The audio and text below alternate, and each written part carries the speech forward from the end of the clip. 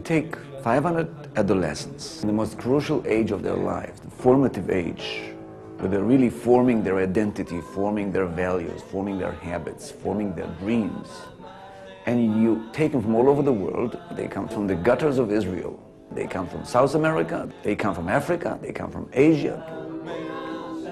And on top of this, they're cut off their home, their parents. You put them here on these 77 acres of land. Logically, you would expect things to be boiling all the time.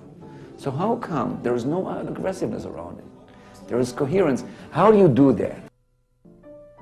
We have children who had terrible occurrences in their families.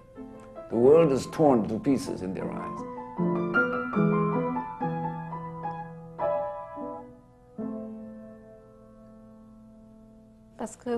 We came to Yaminord from our home in Morocco because our father died and our mother left us.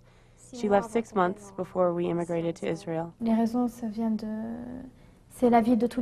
reason our mother left was, it was everyday life. It was her disposition. I don't think she was capable of staying with us, and so she left. Of course, sometimes we think, why us? But we accept it because we don't have any other choice. We have to continue our lives because life continues. You can't let it be the end of your spirit.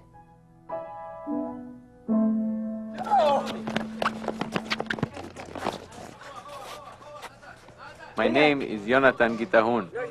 I have been living at Yaminor for 4 years. I arrived from Ethiopia with my family. We had all walked from Ethiopia to Sudan. From Sudan, the Israelis airlifted us to Israel.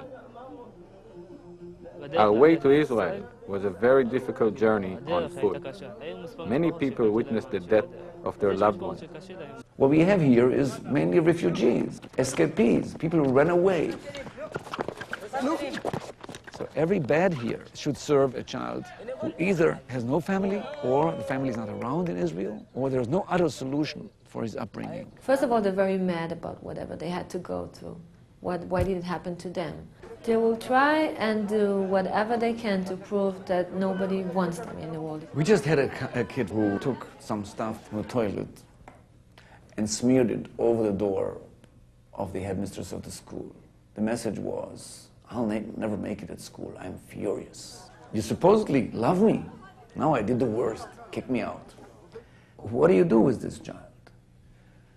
If you'll say, I don't want to work with this kid, this is what the kid wants you to say, okay? He's looking for that. He's looking for a proof that nobody wants to take care of him, that he's not wanted in his world because his parents couldn't give it to him. If an educator will ever tell a child, listen, if you behave like this, I'll make sure that you're not here anymore, this educator will not be here anymore.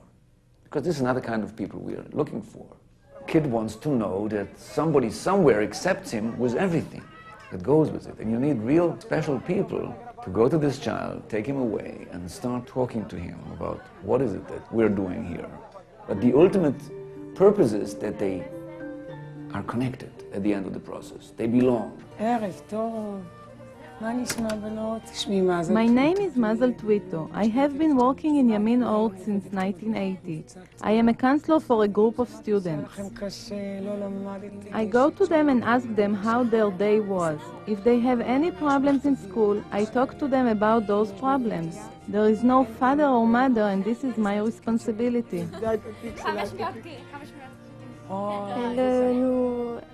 Mazel takes care of us all the time. She's there if we have a problem with money, Or if we want to speak with her, or if we have something we want to tell her. She's someone who's always there for us. An adolescent needs only 1 or 2 human beings to be meaningful in his life in order to change his entire life. There are moments when you are desperate to reach out to a child's heart when he is angry and thinks he is not understood. It hurts me that I can't help him. We don't speak about a boarding school, we don't speak about an orphanage, we don't speak about a residential setting, we speak about a village. The village and the school are 2 separate environments. This is part of our philosophy. So now let's build up new loyalties to this village, which is yours for the rest of your life. And the kids keep seeing all the time the graduates coming and going, and us caring for those in the army, those in academia. Most of the Ethiopian students at the universities graduated from Yamin Ord. One of the reasons is because you never really leave here. We as graduates of Yamin Ord receive scholarship to study, so we don't have to give up. I came here this weekend to serve as a role model for the younger students here, to show them that they can go on to universities too. Baruch atah Adonai, hamavdil ben kodesh lechol. Everything fits together. There is heaven, there's a place for you under heaven. Now there is you. Who are you? You are your past. Past, present, and future are tightly connected to each other. There's no breakage in the middle. I immigrated without my parents and walked through Sudan for 9 days so that I could arrive in Israel. Yamin Ord was my home. I stayed there most of the time since I had no place to go. Slowly, she found special interest in Ethiopian dancing.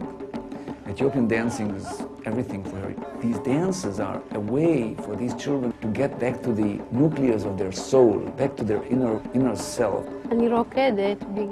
I dance because I want other people to understand my culture. We are not just a nation that had decided to immigrate to this country. We are a nation that has its own language and culture, by which we have lived for 2,000 years.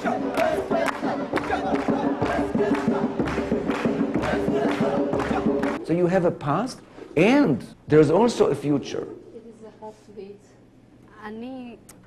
I, unlike other nurses, get great satisfaction from taking care of a pregnant Ethiopian woman who is frightened by a new language and culture. When she sees me, her face is glowing, and I find it very fulfilling to be able to help her. Not everyone has the luck that we had to come here. Not everyone has the fortune to see people like the kinds of people here, with hearts that are open, the most generous kinds of people. I think that you don't meet people like this often in your life. We're going to stay here until the end of our studies, another 2 years, and after that, I don't know, but I'm not worried because this is our home. This is our home. We live This here. is our home. This is our second home. It is all accumulating to the point where we expect you to do things which are greater than you. So we start with heaven, and then there's a place for you under heaven. We work on your past, and we throw together an anchor to the future. And then there is the dialogue, the human dialogue, which is a meaningful dialogue. And we'll never leave him in his future. And after all this has been established, now let's work for things which are greater than life, greater than you. Step out of your little ego. Do things which make you feel that you are a worthy human being.